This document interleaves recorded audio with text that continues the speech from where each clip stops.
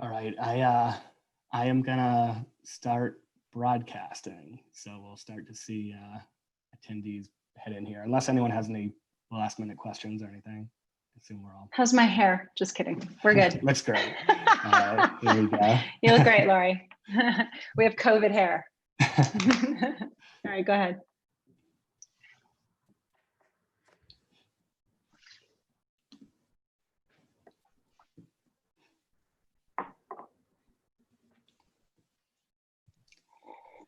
All right, thank you all so much for joining us today for the second panel on our Total Impact virtual series. If you missed the first session on ESG and sustainable funds, you can check that out on our YouTube channel or on our website. While everyone is filtering in here, I'd like to take the opportunity to thank our sponsors, including our lead sponsor for the series, InvestNet, along with additional sponsorship from Barclays and RBC Global Asset Management and Impact Assets. I'd also like to mention our network partner and longtime collaborator, Impact PHL. They have a webinar tomorrow on ensuring that your company's 401k plan is aligned with your values. So that should be interesting. One note before we get started, please feel free to submit any questions through the Q&A feature at the bottom of the screen. As we get closer to the end of the hour, we'll do our best to get to as many of those questions as possible. So with that, I would like to hand it over to our moderator today, William Burkhart, the president and co-founder of the Investment Integration Project, an applied research and consulting services firm that helps asset owners, managers, and advisors understand the big picture or systemic context of their portfolio level decisions. He's also a fellow of the High Meadows Institute, and he is the co-author of the upcoming book, 21st Century Investing, Redirecting Financial Strategies to Drive Systems Change, which will be published by Barrett Kohler next year in 2021. So with that, I will turn it over to you, Bill, to take it away. Thanks, Alex, and thanks for everybody for joining us for this session. So just as a kind of quick level set, over the next hour, as Alex implied, so building off his kind of framing there, I'm going to provide a few remarks that kind of frame out the discussion. We'll bring in these brilliant panelists that are just going to blow you away with all of their insights and knowledge. Then we'll come back for Q&A with the audience. Make sure we leave plenty of time at the end for that. But folks, as Alex said, should be submitting questions in the meantime, and we'll try to get to them even before we open it up. And then we'll wrap up with a couple of final thoughts, kind of key action items, next steps from the panelists for people to kind of apply tomorrow in their practices. So just to kind of start us off, at the end of the day, when we start to think about this kind of demand for sustainable and impact investing by clients, it's been intensifying. We've all experienced it. You open up the news every day, it seems to be growing in terms of interest and awareness. And the pandemic has really served to turbocharge a lot of that. And think of the things that are kind of filtering into your investors' heads right now. So the headlines over the past few months have been this kind of crazy, dizzying set of them, where highlighting everything from comparisons to the Great Depression, deepening racial disparities in health and opportunity, and increasingly uncertainty about what happens next. So in short, the COVID-19 pandemic has really reinforced what many investors were already coming to, right? That they need to integrate social and environmental considerations in their investment decision-making, and they really need their advisors to support them in doing so. And a few years, I guess it was a year and a half ago now, Brett, Noel, myself, and a few others partnered with Money Management Institute and a number of other industry bodies to come up with practical guidance for financial advisors as they attempt to kind of meet this need. And that's what we're really going to focus on here today, is kind of how a lot of that thinking is evolving in the face of the pandemic and in the face of kind of growing data and information about the performance of these kinds of strategies and approaches and how that's changing client demand. I guess just to start us off, though, that kind of key big prompt of why investors and why advisors should really start caring about this. So I'll bomb through a couple of those and then we'll get right into the panel. So I think first big kind of key idea is that, sustainable and impact investing, it's good for business. People point to the kind of big number around 1/3 or 1/4 of assets under management are somehow aligned with these kinds of considerations. I think most advisors still grapple with, yeah, that's at a high level that seems to be true, but in reality, when they look at their portfolio or their practice, it's not really reflected in that way. One of the statistics that we do like to point to is that at least 84% or as much as 90% of millennial investors and nearly 3/4 of women are interested in sustainable investing. Given that 2/3 of adult children and 70% of women leave their family financial advisors after receiving an inheritance or after a spouse's death, considering sustainable or impact investing preferences might actually help curb such attrition. The other big key idea is that it can enhance financial performance. This is something that we're going to return to in the panel discussion, but that sustainable companies can be better at managing risk and have less systemic volatility than their conventional peers, making them essentially overall better investments. And the third big idea is that environmental and social phenomena affect investors and vice versa. So sudden shocks to our financial and economic system, for example, with the financial crisis of 2008, the steady and persistent degradation of our environment, so with climate change, have essentially made the urgency and importance of confronting these systemic risks a lot clearer for investors. And yet again, this was all before the COVID-19 pandemic hit. And there's different statistics out there that talk about how investors could experience losses of up to 45% if policymakers and private sector do not partner to mitigate climate change and limit global warming. And there's other studies that point to essentially social unrest caused by global youth unemployment and how it could produce significant volatility in financial markets. It's something that we saw during the Arab Spring a number of years ago, but something that we're increasingly starting to see as unemployment rates really tick up around the world. So the big overarching point to all of this is that when you start to think about the value or the leverage potential of impact or sustainable investing, is that it essentially helps with client recruitment and retention.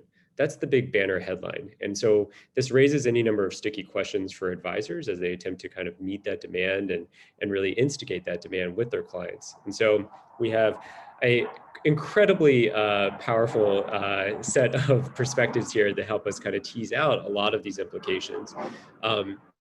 So Brett is obviously leading the impact investment charge at InvestNet. Noel is kind of the impact investment guru at Morgan Stanley. And Lori is fighting a similar battle on the front lines with Veris Wealth Management.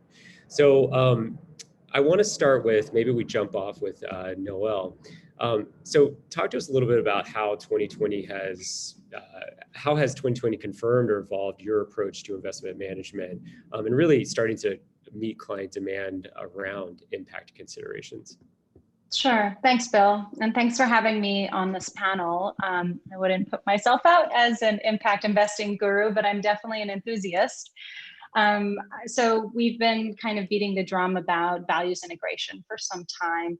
We renamed our team the Conscious Wealth Management Group to call out specifically to our clients in our community that this level of consciousness is a part of our embedded process and what you can come to expect of us when you have a conversation and work with us. So even before the pandemic, we were very focused on listening intently to what our clients were saying was super important to them. And it really, it floats across the spectrum. You know, not all of our clients are protesting in the streets here in Portland, though some are.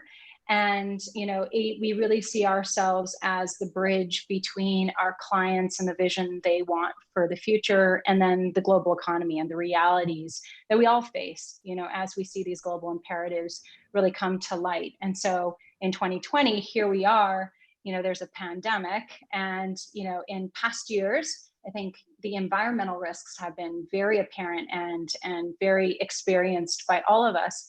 But now the notion that, you know, human value and human capacity has been called into question, and is everyone's experience. The entire globe is recognizing, you know, what it means to breathe the same air and to really, you know, assess and reflect on human life.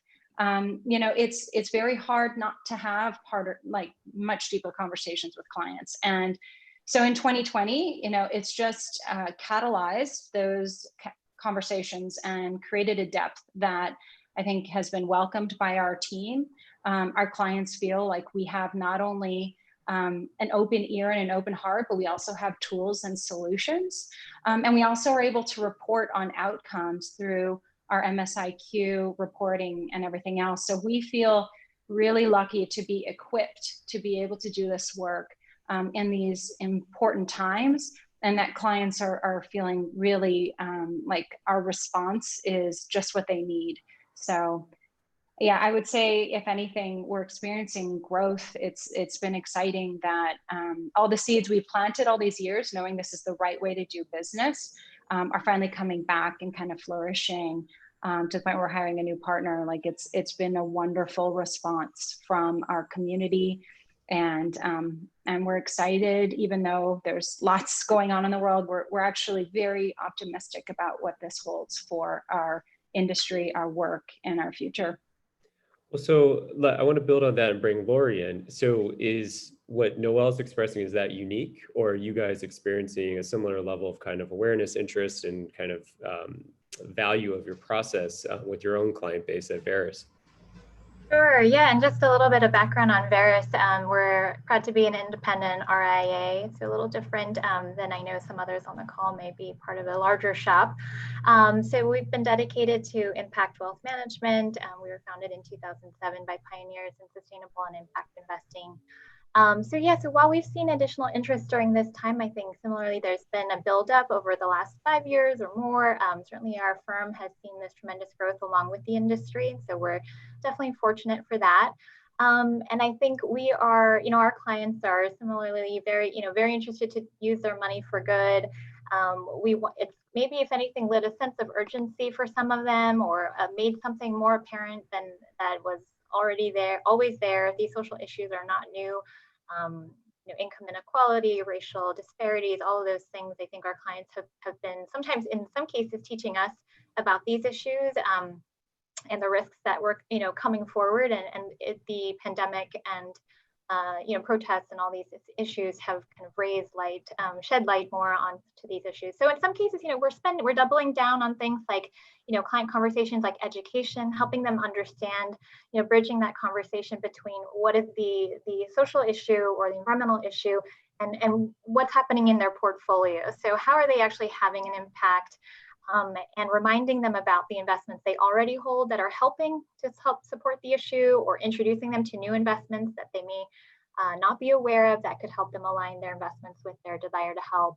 And we're also kind of facilitating their generosity in some cases, helping them with cash flow, portfolio needs, helping them be more philanthropic or do more impact first portfolio investments.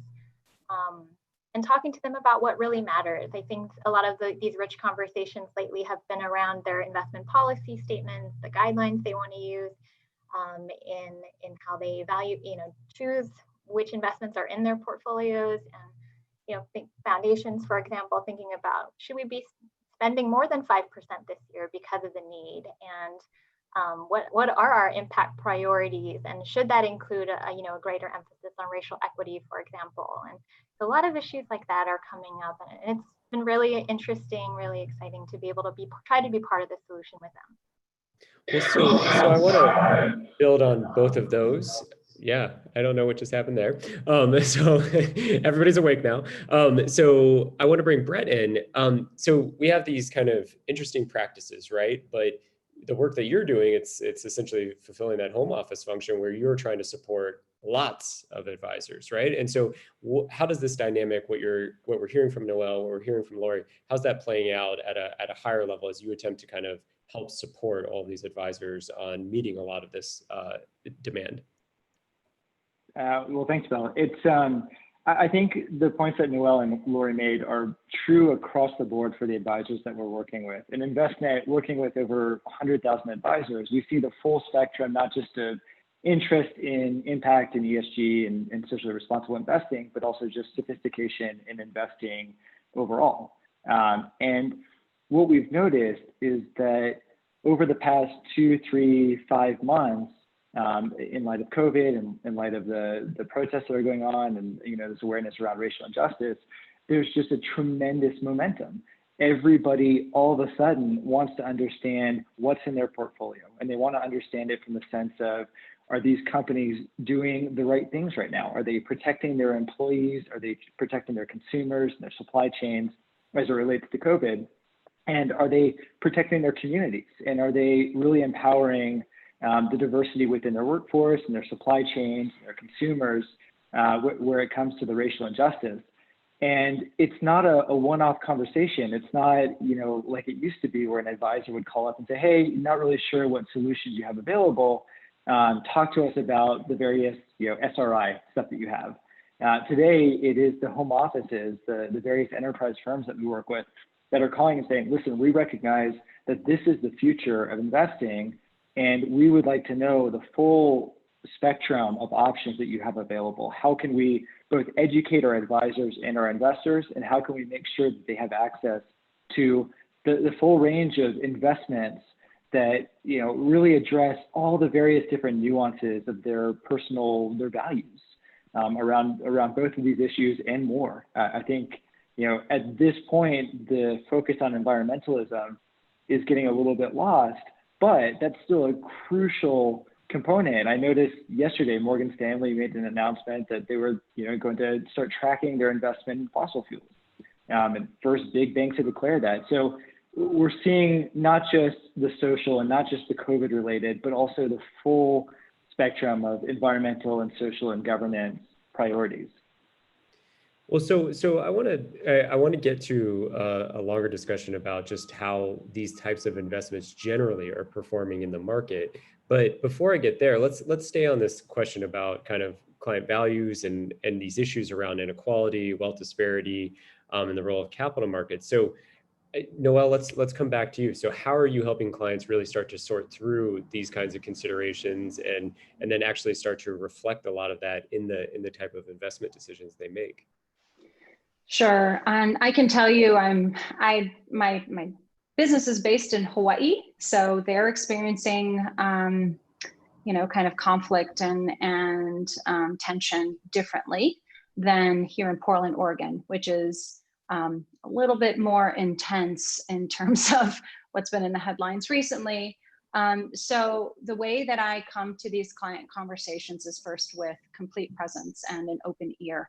One of my favorite teachers said to me, let's schedule time so I can listen. He literally said, not so we can talk, but so I can listen. And that just signaled to me, yes, that's actually what my job is right now too.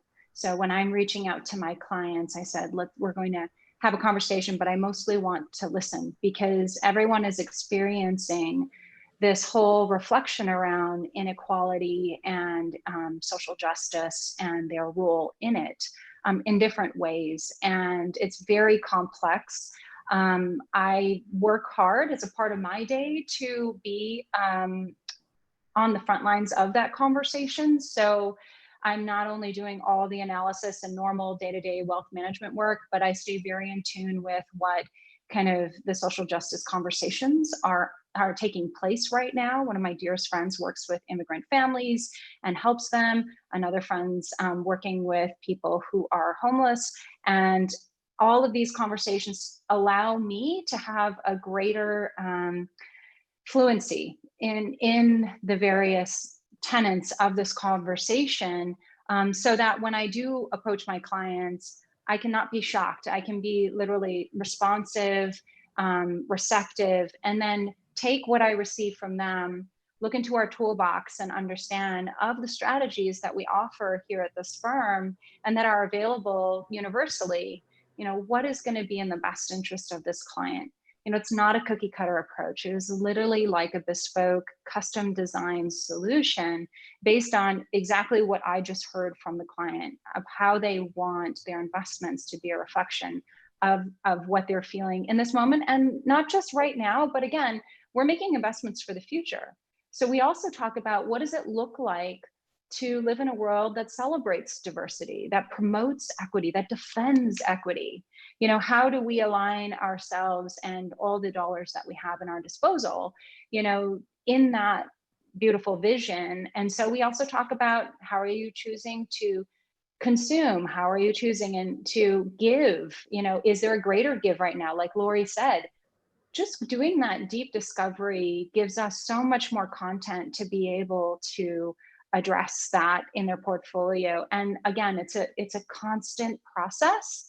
And I love these conversations because I become one of the people that my clients want to stay connected with and constantly reflect on this. So I feel very heightened ESP with my clients right now, as everyone's experiencing this kind of wonderful reflection and awakening. And it's not all wonderful. Trust me, there's a lot of pain and collective trauma that we talk about on a regular basis.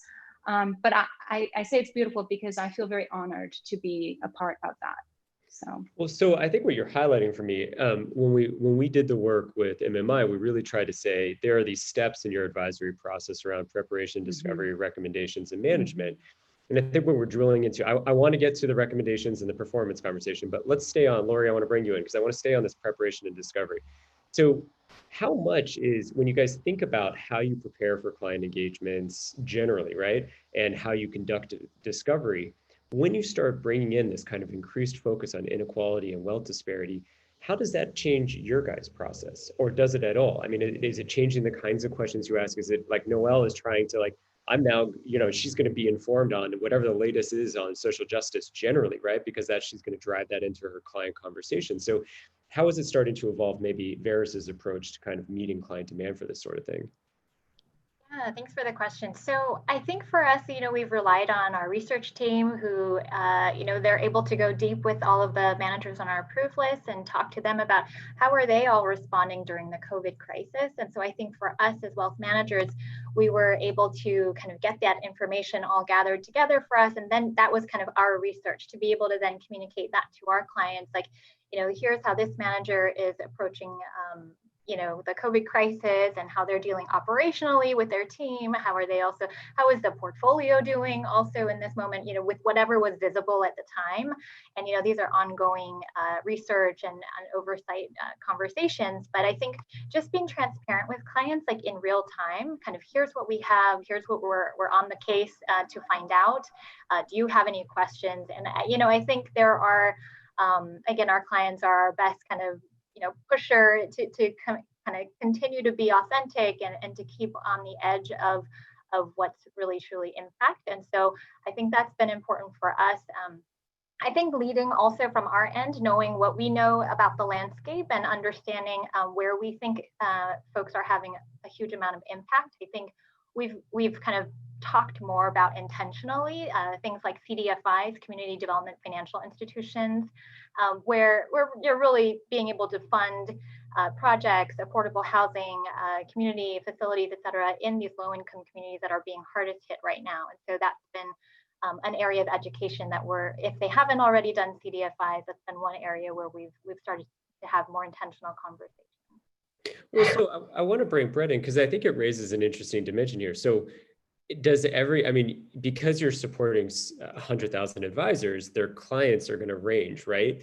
And I wonder, it's like when we start to have a conversation about CDFIs or we talk about, Noelle raised this, like, and or Lori did too, about this, like using philanthropic capital as well, and like kind of looking across it. But I mean, at the end of the day, how many of your advisors are really going to be able to direct clients in that direction, right? I mean, so there's that level of what's the customization that you can do, what are the minimums, like all that kind of stuff. How does that playing into how you're starting to support? Because InvestNet plays in such a more pure, like private or public market arena, right? We do, and I think that's where we've really excelled. But I think we have an opportunity as both a financial technology platform as well as an asset manager and an RIA to keep expanding what we're able to offer. We've worked with Veris for 10 years now, 11 years now, on building out our capabilities, and they have continued to push us on what we're able to offer and how we think about structuring these various different offerings. I would imagine you hear a lot, all the time now about democratization of impact. And 10 years ago, 15 years ago, it really was the purview of institutional investors, endowments, foundations, private foundations that were making the biggest change. Today, I think we've doubled the amount of retail investors who are accessing or using ESG or impact investments. And as we see new technologies like fractional share technology or new structures around private access vehicles, I can imagine there will be a day soon when we'd be able to access or offer access to CDFIs or to private notes or even private equity and venture capital around impact initiatives. Well, so Noah, I want to bring you in because I want to build on this a little bit, just in terms of it's getting into this question of the recommendations, the options you can actually provide clients. So let's start with the kind of million dollar question, $1 trillion question, whatever. But the performance of these kinds of investments in this current market. I mean, presumably the better the performance is the easier the case you can make for providing certain kinds of strategies to clients, to the range of clients. So talk to me a little bit about how that dynamic's playing out on your end. Sure. I mean, I can't, given, certain, I can't talk specifics about investments, but I can say that when we do the overall manager due diligence on our strategies, and we don't only limit our toolbox to those that integrate ESG and impact metrics. We're across the board. As a fiduciary, we believe it's imperative to look at all solution sets to make sure that because every client has different financial objectives and how they want to get there. So we are educated across the spectrum. What I will say, though, is that there has been a demonstration in certain asset classes where you look across ESG and all traditional peers, and there's definite leadership, particularly in certain timeframes. And I would say that, on a risk return basis, just depending on what the client needs, there have been standouts for us. So even a client that has articulated that, when it comes to impact, if it's beating out the others, then I'll take it. I can tell you that I would say of our client base, of which we serve families, foundations, founders, and some surgeons, we've got a really mixed group. At least one of the strategies will have some level of ESG integration. And oftentimes it's not just the return, it's the risk that's driving that conversation. We now have Aladdin embedded into our desktop, which allows us to really look granularly at the volatility of portfolios and at a security level standpoint. So with all these various tools, we're able to get very, very detailed about this custom designed strategy for our clients. And 2020 didn't just bring a pandemic, it also brought a shock in oil, and distribution, disputes, and just a fossil fuel free. I mean, it's pretty literal, in terms of the risk standpoint. If you were out of the way of that big risk, you probably had a lot less risk in your portfolio and potentially had a better performance. So I'm going to let someone else who is independent speak more broadly. But I will say that across the board, the tide that myth of underperformance has been, very easily demonstrated to our clients, particularly in certain asset classes and certain timeframes. And it's getting more and more where, now we've got so much more data in terms of, we've been waiting for at least 3-year track records for some of these new investments coming out, and here we are. And so the toolkit keeps getting bigger, and we keep telling our clients, and to Brett's point about democratization, our clients who are starting out, saving a lot, but not with a great amount of assets yet, like that toolkit is getting bigger every day. It's just that we want to do our due diligence and make sure that the academic kind of approach to portfolio construction is not being thrown out, that we're utilizing that in conjunction with all of the various new tools available, and then combining them in ways that we can bring down the minimum so that more people can access this type. We got to be a hybrid before we go full electric. It's a work in progress. So, all right. So we're starting out with the used Prius, not the Tesla. Is that That's the one. That's the one. All right. So I want to switch up the order here. I want to bring Brett in. So talk to us a little bit about some of these more kind of the macro indicators of performance that you guys are seeing. Yeah, definitely. So we did a study recognizing about halfway through, well, I wish it was halfway through this the COVID pandemic, but a couple of months in, at the end of April, we started looking at performance, and we started to recognize that the funds that really were oriented around ESG is specifically were starting to outperform. And this matched with research we'd seen from Morgan Stanley, from Morningstar, from BlackRock. So we looked at all the strategies that were available on our platform, and we looked at year-to-date numbers through the end of April. US equity, international equity, and fixed income, the three big asset classes that we cover, all three outperformed their peers by over 100 basis points, fixed income by over 250 basis points. And then we looked at one-year performance, so going back to May 1st of last year, to see, okay, this is great that ESG holds up during a pandemic, during protests. What does it look like over a longer term? And we found that the outperformance was almost double what it was over the first 4 months of this year. So about 300 basis points outperformance in US equity, about 200 in international, and 350 basis points in fixed income. So I think for investors and advisors, it was just this wake-up call that ESG is not just good during downturns. It really does provide resilience and outperformance and downside protection over the course of a really volatile market cycle. And I think that matches what we saw from BlackRock. They said something like 94% of their ESG portfolios were in the top 50% of their peer group. That's almost unheard of for one specific investment philosophy to be so highly concentrated in the top 50% of a peer group. I think Morningstar found similar data. You can look at the data that John Hale puts out. It's pretty telling. Yeah. Well, and Lori, as one of the shops that's been probably doing this longer than most, I mean, is this all getting reflected in your own book of business?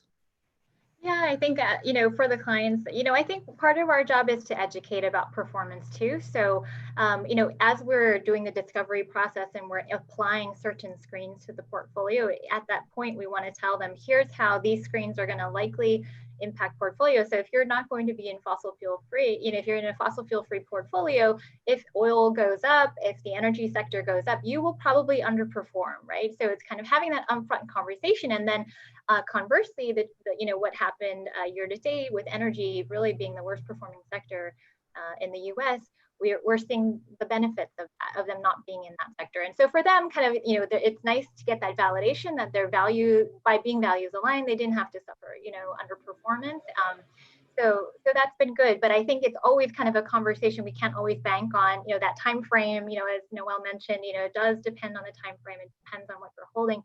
I mean, those, a lot of ESG portfolios are also high in technology as well. And that has outperformed. And so if they had a higher growth allocation, which means mostly technology, then they likely outperformed as well. And so we're careful about the conversation about performance. We know that's a sticky one, but we do like to have a lot of education around that and try to show data, as was also mentioned, around here's, estimated tracking error or the difference, versus the benchmark that we think, your screens will create, and just talk to them about, over the long term, this is what you can expect. And so, yeah, just as long as we have that transparency, we think that, the client is in a good spot. So I want to, there's a couple other questions I want to get to, and I definitely want to open it up to the audience to start throwing questions out there. So please start putting them through in the chat box. But I think we definitely can't turn it over to everybody until we do the $1 million question around how and to what extent do you guys think that the DOL guidance that came out around consideration of ESG for institutional, how will that play out? How will that trickle down? What are you feeling right now in terms of market reaction? So Noel, you were the first one to unmute your thing, so let's jump on in. Yeah. Anytime there's some kind of like regulatory response, I always see it as an opportunity to have a deeper conversation. I actually think that if ESG is coming into, the periphery of our regulatory agencies, and also it just makes it so that all of these foundations have to really understand it.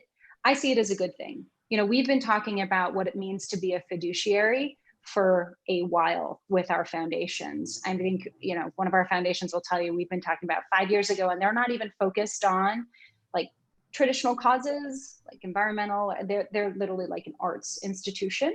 And we're talking through what does it mean with MIFA and other, policies in place to define, using all the information available to have the context to make informed decisions on behalf of an organization, right? So it's, to me, just allowing us to go deeper and make sure everyone in that boardroom has consensus around the conversation, and it's prompted just wonderful conversation that we encourage. So you turned a potential negative into a positive. So this is a real opportunity for deeper discussion. Okay, Brett, what are you looking at the macro level? At the macro level, we're just looking at the number of asset managers who, on a very serious level, have started to integrate ESG into their portfolios. And we take this perspective that, listen, you go to a doctor and they're the expert on what's going wrong with your body. We go to the asset managers, we look at them, and they're the expert on the investment management industry. They live and die by the performance and success of their portfolios. And so if these big asset managers, Vanguard was mentioned today as finally turning around and acknowledging the importance of ESG, but BlackRock, Vanguard, Federated, PIMCO, all these legacy, long-standing trillion-dollar asset managers are hiring entire ESG teams. And they are turning their portfolios into ESG portfolios and building new ones. And if they are the ones who are jumping on board, I'm not really sure why it's in the DOL's purview to say, we need to control this, we need to regulate it. Now, I do think some clarity is really good around ERISA guidance, and that's what the DOL is for. But I really think that they should take the lead from the experts in the field who are those asset managers. And I mean, Lori, to bring you in, are you servicing clients that have expressed any concern? I mean, is this something that even gets onto the client's radar, or is this really something that's more for all of us to be staying up at night worrying about? Yeah, I mean, we don't actually have a lot of ERISA, impacted clients. However, we do focus mostly on individuals and their private foundations. But I would say we are engaging them and coming to them with the issues. So we just sent an email to clients yesterday saying, your action is needed by July 30th. There's this very short window for a comment period. And we're actually engaging them to send letters to the DOL and also to write letters to their Congress people. So we're definitely educating them about the issue and just, how important it is. Yeah, and I would encourage folks to check out, there was a letter that was put together by a guy named John LaComic of Sinclair Capital, who's kind of been a field builder leader in the space for a while, and we signed on to it, a number did. It's one of the most methodical and persuasive arguments for clarified guidance that we ever did see. So encourage you guys to check out John LaComic's stuff. So I want to do one more question, and then I definitely want to get to audience Q&A. So to the point, Brett made the comment, we're hopefully we'll be midway through the pandemic, but we are definitely midway through 2020. So what do you anticipate on the horizon for the back half of the year, and how are you communicating this view to your clients? So Lori, we're going to start with you this time. All right. Sure. Well, I think, it's no surprise. I mean, we all don't have a crystal ball, so I think it's a you little don't? bit of, Oh man. If anything, we have learned, we definitely can't project what's going to happen. But certainly we're talking about expected further volatility, and we're using this moment as like, hey, if we weren't exactly at the asset allocation or cash flow amount that we should have been at, we are going to get there right now. It is a perfect time. We have almost recovered all the losses. And then for, I think just leading up to the election, it'll be hard to not see a lot of volatility. And so we're letting clients know. I think for our clients, they are interested in, let's say, change. But if we do see a change in the federal government, we will likely see some, downside volatility on the stock market, because likely, higher taxes, regulation, and in all expectations, likelihood of it happening overnight, of course, not likely at all. But, just there's a lot of bills we have to pay as a government in terms of all the monetary stimuli we're putting out there, benefits, infrastructure investments, of course. So, the money does have to come from somewhere. So, our clients are supportive of that. But it's about education and just, laying out the concerns and making sure that we're in the right asset allocation for the short and long term.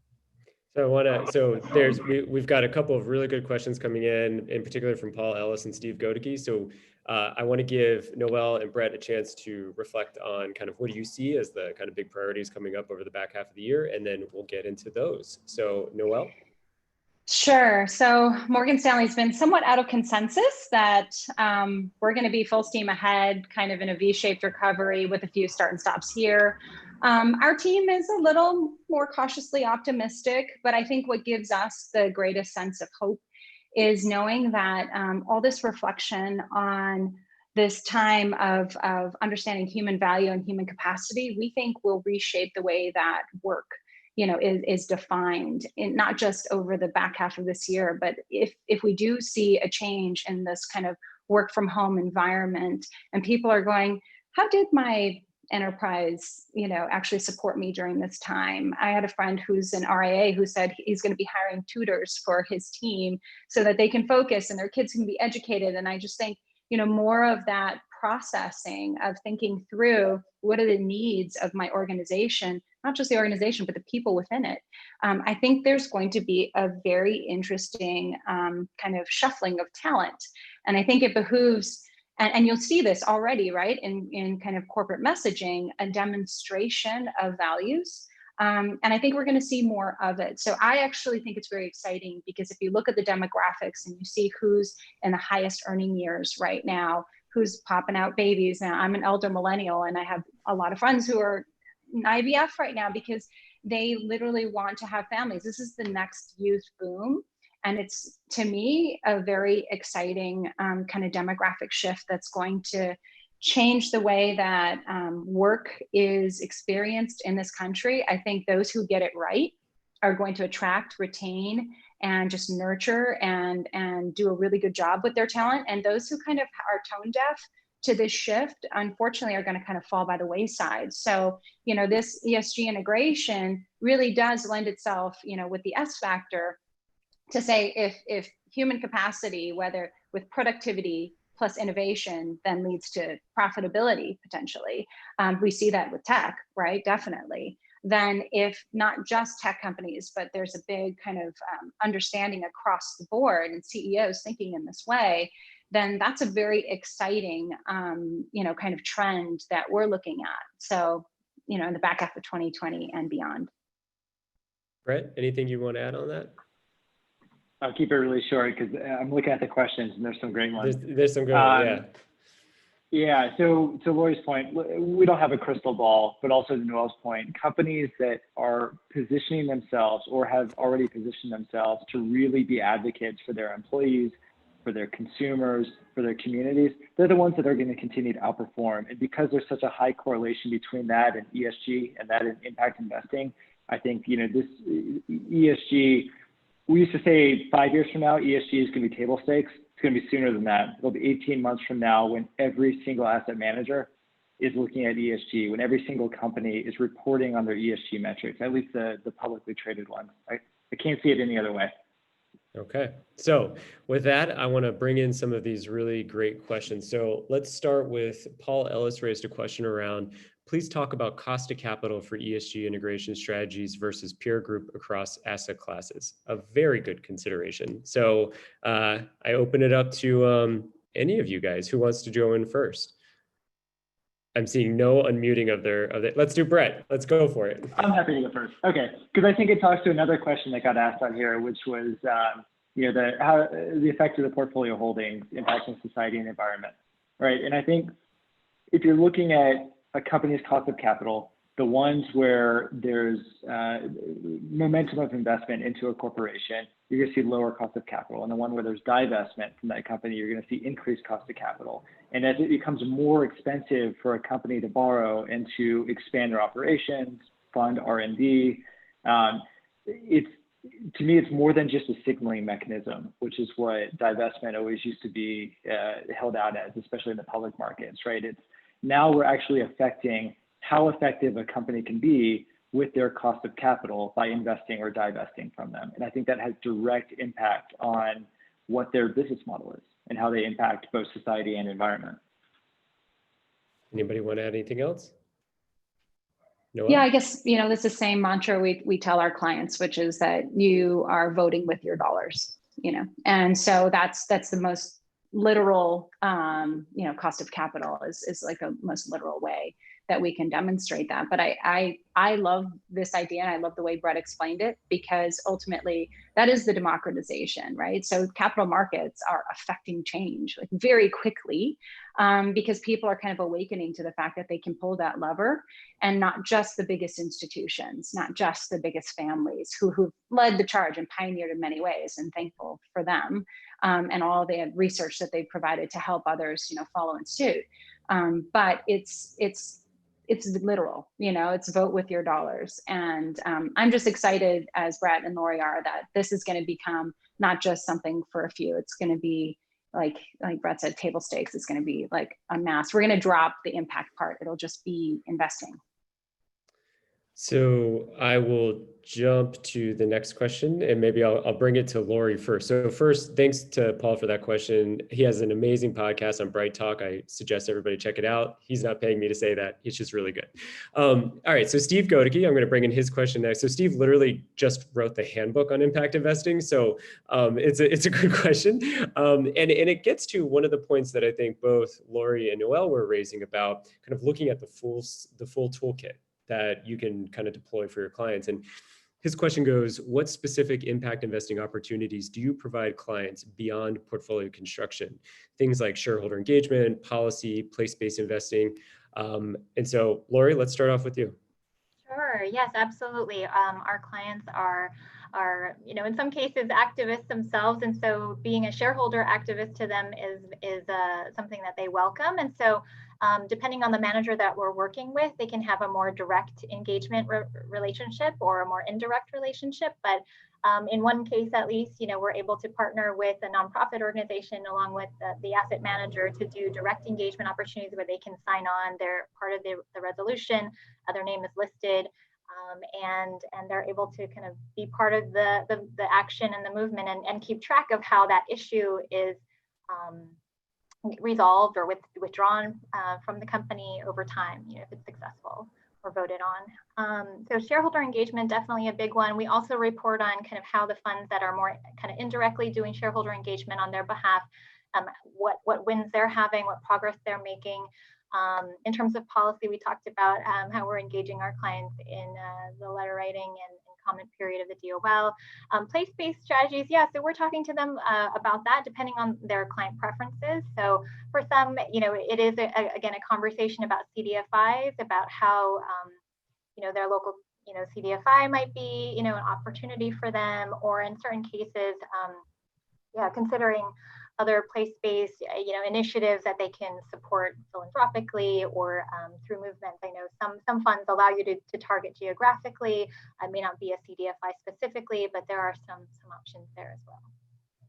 Noelle, talk to us about the toolkit you guys are working with. Sure. So we're really lucky that our team in New York developed, and in London, this wonderful report called the MSIQ, or the Morgan Stanley Impact Quotient.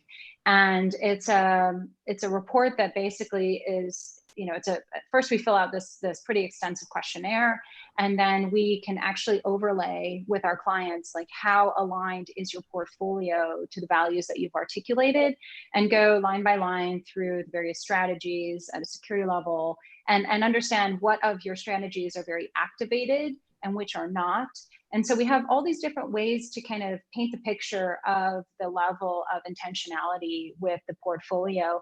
And again, it prompts the conversation with clients, because sometimes out of that reporting, we get a feel from them. For example, I have a client who said, like, actually, this one manager is a little too activist for me. I actually like to be a little more passive. I like to vote with my dollars, but I don't necessarily want to take, an active shareholder to try to then influence. I'd rather just kind of, walk than be active.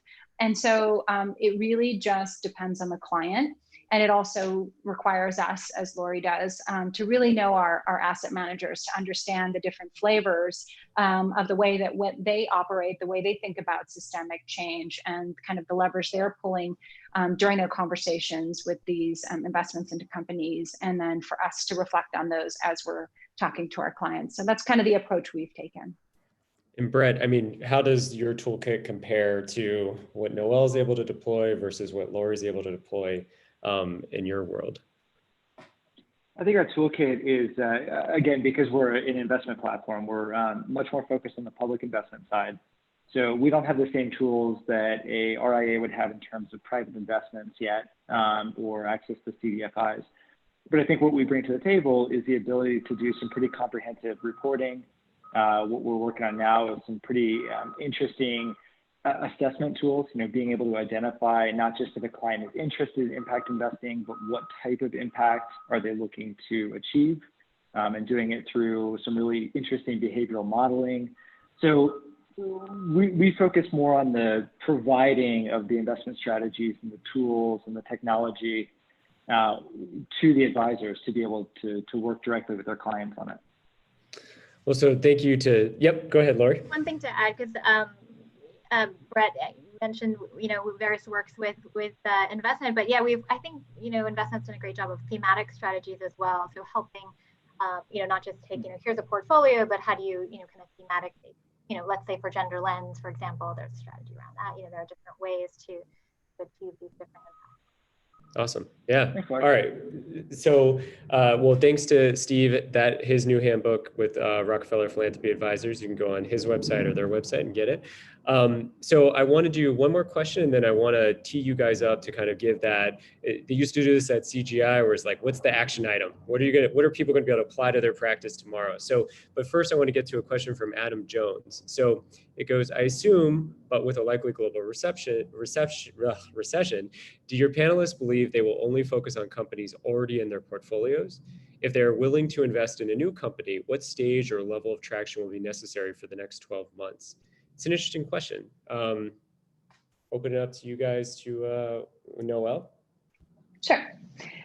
I was just on a conversation with some elite practitioners, a national group called the Investment and Wealth Institute, of which, full disclosure, I'm on the board.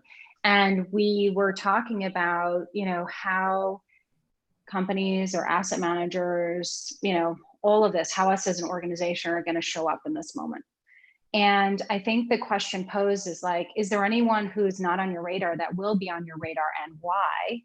And I think the bottom line for us is that you don't have to have all the answers, right? In this moment, none of us do, right? I think we're the moving target of what it means to be ethical, let alone, morally, above others or whatever. It's a moving target daily. And, this pandemic, this social unrest, just the way that our world is kind of shaping up is causing all of us to really grapple personally, and then on a greater level, with how we are going to make sense of it all. And I think what would make the difference for me and for a lot of the asset managers we work with that are implementing the funds for our clients, and for Morgan Stanley's MS & Co. and all the research we do, is what's the intention, right? So there's an article about virtue signaling recently that came out, like, if corporations are flying a banner, but do they really mean it, right? And so I think what's important for us is to understand, you want to partner with me now on this, but will you still be partnering with us on this 5 years from now? Or are you going to be just checking a box because that's what all the other corporations are doing or whatever else? And I think we really rely on the deep research of some of our asset managers who've been thinking through this, like, as pioneers for a really long time, to get to that level of depth and intentionality and commitment. And so that's my answer, is like, is it just a flash in the pan, or is it definitely like, we're thinking these things through, we don't have all the answers, but here's how we're already taking steps. Here's where we're getting the resources, and just having a very meaningful response, not a reaction. Lori? Yeah, no, I love those comments. I think also, similarly, we do rely on mostly private fund managers, let's say, to make the calls on which individual companies are going to be interesting and profitable in the future with a sustainability element to it. I will say though, if this is truly an early stage company that is coming off the ground, I feel like there are more accelerators right now and more people thinking about small businesses in general right now, that there could be some philanthropic capital.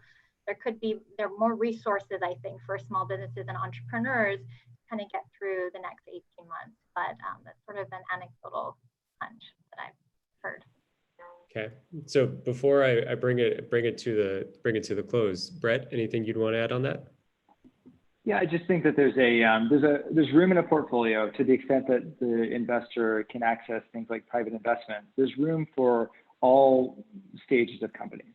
It should have both private and public. Within the private side, there's room for venture capital and then more mature private equity. I think the impact of each of these investments is different.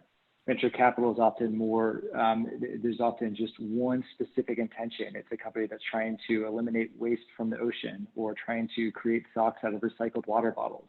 And I think that those types of investments are really direct impact. And that feeds up into the private equity side, where there's a little bit more of a diversified portfolio. And then on the public equity side or public debt side, where you're really using your dollars to vote on big corporate entities, multinational engagements, and thinking about how does that signal to the market the importance of various initiatives, or how does that lower or raise the cost of capital?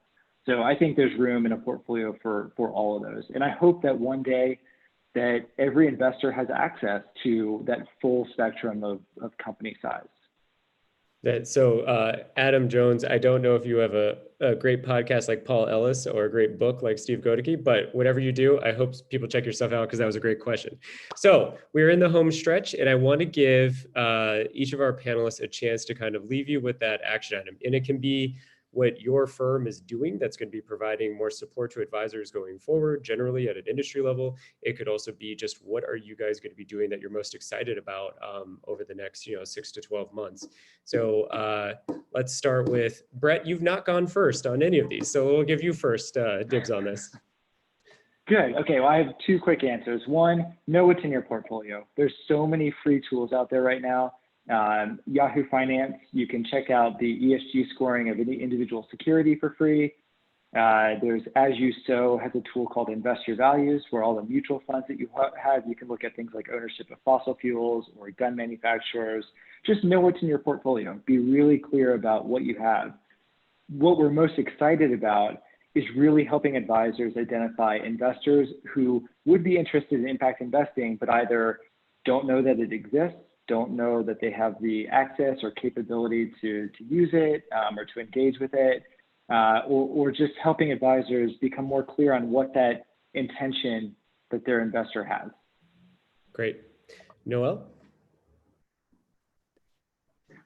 Wonderful answer. I'm not going to repeat it, even though I wanted to.